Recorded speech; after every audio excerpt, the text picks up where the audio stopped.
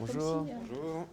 J'ai avant tout vraiment aimé moi le projet du livre audio solidaire, c'est-à-dire de prendre un roman, d'organiser une chaîne vocale avec voyants et malvoyants, enfin tous ensemble réunis pour lire un texte. C'est par cet intermédiaire-là que j'ai rencontré les gens de l'association et que j'ai pu découvrir la médiathèque.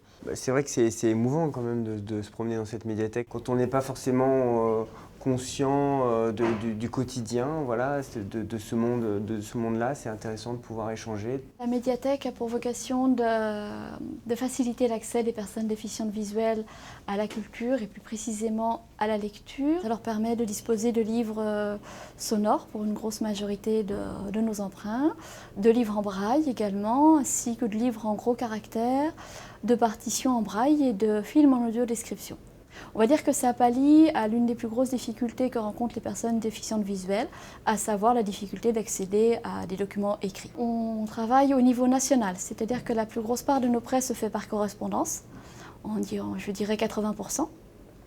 Donc c'est l'un des premiers services auxquels on a droit, c'est l'envoi chez soi de documents disponibles dans la médiathèque. Nous sommes représentés au niveau national non seulement par l'envoi à distance, mais également par des comités de l'association Valentin UI qui disposent eux-mêmes de bibliothèques sonores qu'ils mettent à disposition des personnes déficientes visuelles de manière plus locale.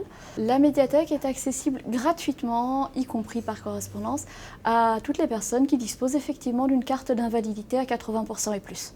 C'était aussi assez émouvant de voir toute cette dynamique culturelle, de voir à quel point il y a une grande richesse, une grande diversité des documents accessibles. On prête essentiellement des livres sonores sous différentes formes, soit sous CD qu'on grave à la demande. Les personnes nous passent un coup de fil, nous envoient un courrier, un email pour nous demander « je veux tel livre » et ils reçoivent le CD quelques jours plus tard chez eux, soit par téléchargement. Et c'est cette dernière solution qu'on envisage de mettre en avant dans l'avenir. J'ai été assez surpris de voir aussi les ordinateurs avec les possibilités de scanner, d'être très précis aussi sur la vision qu'on voulait avoir du texte, pouvoir surfer sur Internet aussi.